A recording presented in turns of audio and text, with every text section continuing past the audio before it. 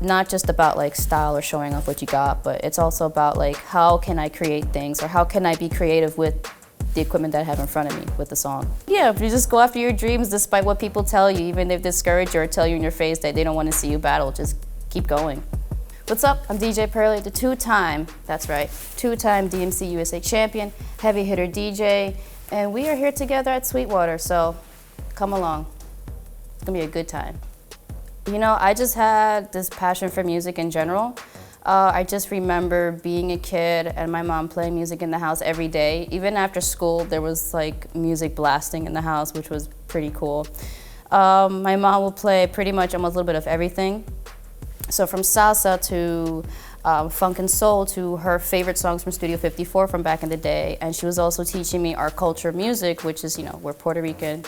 And we would listen to a lot of salsa, Hector Lavoe, Celia Cruz, Joe Patan, Joe Cuba, the whole list, you know, La Lupe, etc. And I just loved it from the beginning. And as a kid, I watched MTV a lot, which probably wouldn't be a healthy amount of MTV, but I watched the TRL years when MTV was actually playing music videos. The only thing I missed out on was like Yo MTV Raps and stuff like that, but music was always around in the background. It was like the literal soundtrack to my life. So I was doing homework, which was a really bad idea of listening to music and homework. Really bad idea. But I did it anyways, and it just became an influence on me as years went on. I started digging my own records at record stores. My mom shared her records with me, and so did my dad. So it was just like music was everywhere. To me, growing up in the city, you don't really, wow. First of all, to just be born in a borough that birthed hip hop and birthed other great genres as well as, you know, doo-wop and such. It's like, you know, like a blessing to be in New York to say, yeah, I'm from a borough that has contributed to a great amount of pop culture. So basically, when I was a kid, we'd be walking around the streets and it was like an infinite playlist of hip hop to Caribbean music to salsa or somebody just playing whatever they were playing out of their boombox. So to me, I didn't really label things as like, this is hip hop, this is salsa, this is that. To me, it was just music in general because it was just fun. Everybody was having a great time. You pass by a park, someone's playing like classic funk jams. The next block, it's someone blasting Hot 97 out of their cars. Or you're passing by an apartment complex and you look up and someone's playing loud salsa. So it was just part of me, you know, part of life. As I started learning more about music and DJing and the different DJs that have influenced the culture of music, Larry Levan, David Morales, Louis Vega, Kenny Dope, so on and so forth, I just was just like, how did my mom go to these clubs? Like, this is like so exclusive. Like, you only hear stories from like the top DJs, and all of a sudden you ask your mom, like, hey, did you by any chance listen to this song by Sylvester? And she's like, oh yeah, I saw him at Studio 54 or somewhere in a club in Manhattan. And you just be like, you saw who? Yeah, I saw the Village People. We did the YMCA, no big deal. You did what? And all these stories just coming out and just made me like more curious to like dive in deeper to the history and such.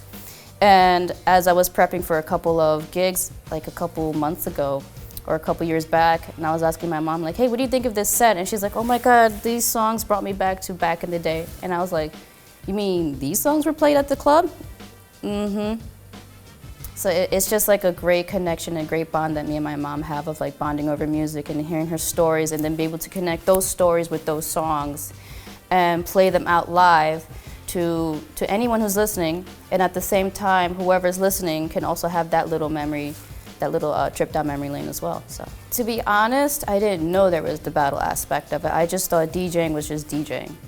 So when I started learning more about DJing, it came out of by accident of a Google YouTube search when YouTube was just a baby, and I found A-Track's winning DMC set from '97. And I was like, who is this kid? And then out of nowhere, it's like, oh my God, this kid became that guy from Fool's Gold? Like, what? So it was like really inspiring to see like there was the battle aspect of it, because I was just so used to hearing like DJs on the radio mixing live, or it was someone just mixing on a radio show. And what really got me into DJing was I discovered Mark Ronson through a Lily Allen record, which was way back when, through the MySpace days. Oh God, I'm telling my age. But he had a remix, and I looked him up, and I just got curious, like what was his influences, what got him into music, and then finding out he was also a producer, a DJ, and just like a lot of other cool stuff about him that got me more interested into music. I literally was religiously listening to his radio show, Authentic-ish. I censored myself, guys. Good job. On East Village Radio every Friday night. So that to me was my classroom, just listening to what he was doing. And then sometimes Aaron LeCrate would come on and he would fill in and do some scratching. And that really like sparked my interest even more, like, whoa, you could do scratching, you could do mixing, you could produce, you could be an entrepreneur, have your own type of clothing brand, etc. So that's what really propelled me more into that field of music. Not gonna lie, it was very difficult because I taught myself almost everything for about like 5-6 years. So I wasn't the lucky kid that had the access to people to teach me or show me like a few basic tips and tricks of this is how you properly place your hand on a record to scratch. This is how you properly do a beat juggle, or this is how you blend, and so on and so forth. I taught myself basically almost everything for a long time. So it was a very difficult journey, very difficult, but I was very determined. I never gave up on it. So as I kept that passion going, I encountered a lot of people saying like, oh, that's not a real career, or that's not something you should be doing. And I was like, just let my skills prove you wrong. So I started battling in the year 2015, and that was the New York City DMC regional battle, and I didn't win, which was okay, because it gave me that push and drive to really get a feel of what it's like to be on stage for those short amount of time and what it's like to have that type of battle pressure. So it really gave me that understanding, like, oh, okay, when you get on stage, you have to like do things quick and stay focused and just keep going. And then later on during that year, I think it was about November or December of 2015, where I entered another battle, just for fun. A friend of mine was like, hey, enter this battle. We're just having fun, it's no big deal. You know, no major like DMC stuff, just have fun. And little did I know that that battle became one of the many battles I started winning and such. So it was the Freestyle Mondays battle, and I ended up becoming the 3-time Freestyle Mondays champion. Yeah, consecutively, So battling is just basically showing your skills of how well can you transform music into a different life, in a way. So we're basically scratching, beat juggling, communicating with the audience with our skills and showmanship. And basically with our scratching, we come up with scratch routines that are musical in the aspect of we could take a guitar riff and we could scratch to it, make our own rhythms and such. We could take scratch samples and just scratch, you know, hot and fresh or whatever we find on records and such. And then with beat juggling, this is a little bit more complex because it's taking a regular song and we're doing a live flip of it. Flip meaning our own live remix that we come up with our own patterns and other rhythms as well. So when you combine all those elements, it becomes a battle routine. And of course, you may or may not want to diss your opponent, which is all up to you. So when you have all those components together, you come up with this routine that lasts maybe like 4 or 6 minutes or such. And it's just basically showing how well you know how to transform music into a different life. The music to be chosen for the battles is totally off limits. You could choose any song you want in the world to make it your own. So you could take something from, when I started getting into battling, a lot of DJs were using heavy EDM style dubstep type of routines. And as time went on, I started seeing a lot of DJs using their own styles, meaning some would just use strictly hip hop, or others would just use a combination of a little bit of everything, electronic, hip hop, some funk, some R&B. So it really is off limits. You can just take any song and be creative with it, which is the beauty of music. It's just being creative and having fun with it. So with battling, of course, the traditional styles and upbringing history of battling was 2 turntables, a mixer, and vinyl, which has transformed over the years because the beauty of technology that a lot of people don't really understand is that when you have a piece of vinyl in front of you, it's very delicate, right? And you have other parts of the turntable that are extremely delicate as well, such as the needle. So at any given moment of time during a battle set or during a live DJ mix set at a gig or such, one of those two things could get scratched, damaged, or broken, and they're not replaceable on the fly. So, for example, throughout the years, I've broken many, many needles, practicing constantly over and over and over again for many hours, days, weeks, etc. And my records would get worn out, and it's really hard to find replacements, and they're really expensive. So with technology, it has really helped not only save my sanity in looking for new needles, but it has helped me definitely, absolutely, chef's kiss, to come out with better, cleaner routines without worrying about my needles breaking. Oh, my record's scratched, now I have to go out to the record store and get a new one, hope that they have it in stock.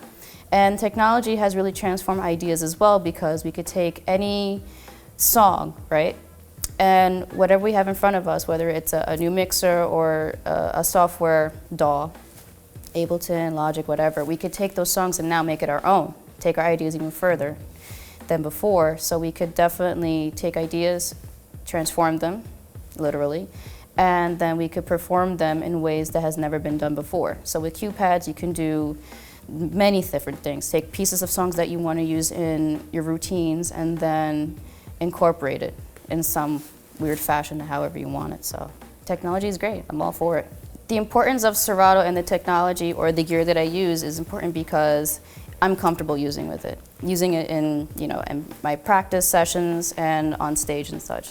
So it's basically all about what I'm comfortable using and what makes me feel like no matter what I use, it's always going to come out clean or as well as I want it to perform in front of a live audience and such. So it's all about, for me, comfort. Yeah, so the most important thing about technology with Serato and routines or mixes is that when you know your equipment from the inside out, you don't have to worry about troubleshooting on like a last minute, issue having in that moment. So when you know your equipment inside and out, there's less stress and less tension of like, oh God, what's happening now? So it's all about comfort. Not just about like style or showing off what you got, but it's also about like how can I create things or how can I be creative with the equipment that I have in front of me with the song and such. This journey has truly taught me a lot of lessons, and I've gained a lot of wisdom as well. And I feel like I'm going to continue gaining a lot of wisdom and learning a lot of lessons as time goes on. But when I was like 12 or 13, I had like this crazy ambitious dream to do like the impossible, as they say. I originally wanted to be a veterinarian, but I wasn't really happy in the decision, so my heart was always gravitating towards something in music, but I didn't know what exactly it was specifically. So once I got into DJing and got into exploring different genres, looking through records, digging, just like being a music nerd, being a huge music fan, that when I was telling people about like, yeah, I'm actually kind of thinking about being a DJ, and I can see what you can do with it. Like you be an entrepreneur, have your own clothing brand, be a producer, so on and so forth, have your own record label like A-Track and many others. A lot of people didn't see that vision as I saw it because it was something that they never heard of. It wasn't something normal, quote unquote, like being a lawyer or, a doctor or a chef. So it was definitely a hard push to go after my dreams. A lot of friends that I've encountered like literally told me, oh, yeah, that's cool, that's awesome, but I don't think it's for you. And I'll just be like, watch me, I'll prove you wrong with my skills. And I think like the most frustrating thing is that like when you have a small group of friends and they, they quote unquote love you, but they really don't. It's like, there goes my support group, you're not on the list now, bye. But it's a journey within itself of finding the people that really do appreciate you and love you and really want to see you succeed. So it's just about pushing through and pushing yourself, no matter what people say to you or like try to like disappoint you or like discourage you from becoming who you want to be in life, whether it's like DJing or whatever. And I'm about to say influencers. Don't be an influencer, it's a trap. Yeah, if you just go after your dreams despite what people tell you, even if they discourage you or tell you in your face that they don't want to see you battle, just keep going. If you would have told me at 13 or as a young teen that was going to accomplish these great achievements, I would have never believed you. Absolutely would never believed you in a million years. So it's definitely, wow, like a whirlwind of emotions that I really can't like spit out exactly, because it's like disbelief and gratitude and like, did I really do that? That can't be me. Did I really do that? Like, did I really win? Like that kind of like disbelief. But it's just a moment of reflecting and looking back, like, yeah, I'm really grateful that I never gave up, and I'm really glad that I had the people who supported me, because that was the extra fire and fuel to help me keep going. And for like anybody who wants to do whatever in battling or DJing or whatever in the world, just go after it, because when time goes on and you look back at the journey, you'd be like, yeah, I'm glad I didn't give up on that either too. So it's just like a humbling experience, really. A lot of people may think I have an ego. I don't. I'm just confident. But I'm just like super grateful that I'm given this opportunity, given this platform to just perform and do what I love, basically. And whoever gets inspired by it, props to you. That's, a little piece of me to you to do what you want, so yeah. I mean, when I got the call for Levi's, it was, I'm not kidding, it was 2 weeks after I won my first US title back in 2017. So that was like a moment of like literal mind blown into like a million pieces, because like I've never thought that somebody from Levi's will consider me for a photo shoot, because a campaign session. That was a huge honor to be a part of it. It was with Stretch and Bobito and Natasha Diggs. So it was basically like kind of like a confirmation or like a acknowledgement of like, yeah, you're one of the greats now. So that was a huge honor to be a part of that team effort. And then I did another one with them the following year for their market launch. And the crazy part was Justin Timberlake was there. And I was like, I have to show him my routine. But I never got to. But the whole point of like being there in the same like room as him was such a high honor, and everybody from Levi's were super cool and chill, and I was just so grateful to be just in that moment with them. And De La Soul was there. I'm name dropping a lot of people. I'm just like so excited.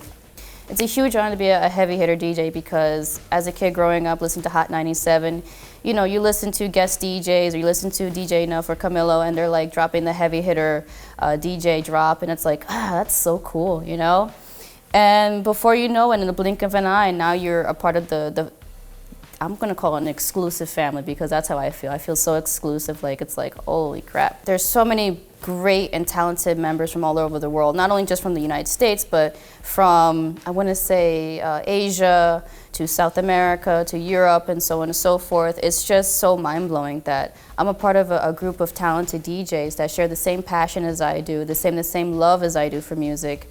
And they're teaching me so many new things that I've never knew before.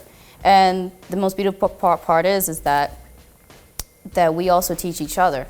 I may not be like the most exclusive club DJ, but I'm learning. I'm learning from my brothers and sisters in the crew. They may not be the most excellent at battling, but they're learning from watching me and sharing information back and forth. So it's basically like a whole other type of classroom of like watching each other grow and learn new skills to just keep the passion and love going for music even stronger than before. Being a part of the Playlist Retreat family was, I think, one of the highest honor ever, besides winning and being a heavy hitter. And reasons why, because I don't even know what to say to put into words, because I'm serious, there's no words to describe how I felt and feel about these people. They have changed my life forever. Yes. So when Jazzy Jeff and his family invited me and the many members of Playlist Retreat to his home, it literally felt like I was in heaven, because it was everybody that I looked up to from my early humble beginnings as teaching myself how to DJ were all there. So I was very starstruck, not just because I was with Jazzy Jeff, but I was with A-Trek, Craze, I was with Caper, I was with De La Soul, the Beat Junkies, Scratch Bastard. I don't even know how, oh my God, like how to put into words what a special honor that was. There was times where I felt like I didn't belong there because I was with so many great, amazing, talented artists. that it just blew my mind. And the most beautiful thing about Playlist Retreat is that you walk in there as a stranger, quote unquote, but as you live through that week and that moment with everybody, at the end of that retreat, you all leave as a family, which is such a precious thing because now you have lifelong friends forever, and that's an absolute honor. And the stories I've heard from that retreat are just so special, from Biz Marquis, rest in peace. Oh my God, Biz was like blowing everybody's minds about how he remembered every little special memory of all the members there, and they're just like blowing their minds, like, oh, how'd you remember that? And he's like, and then you did this, and you did that, and you remember that time you were wearing a yellow shirt. And they're like, how'd you remember I was wearing a yellow shirt? So that was like, Biz is telling everyone stories. I have to watch. And you just like take a video of it because it's just like so special. So to be in that special world that Jazzy Jeff and his family has created, it's truly an honor that I will cherish forever and ever. Well, for the future for Pearly is just me being me, you know, being my unconditional self. Well, unapologetic, that's what I meant to say. Being my unapologetic self and just creating, keeping myself in music, just growing as an artist. Producing, maybe more battles, maybe, who knows, maybe tour DJ with Gaga, manifesting that. But I'm just going to just keep creating and just keep being in the music as long as the universe wants me to do it. So yeah, just create and create and create until I can't create no more. Well, actually until I get arthritis, and that's it. But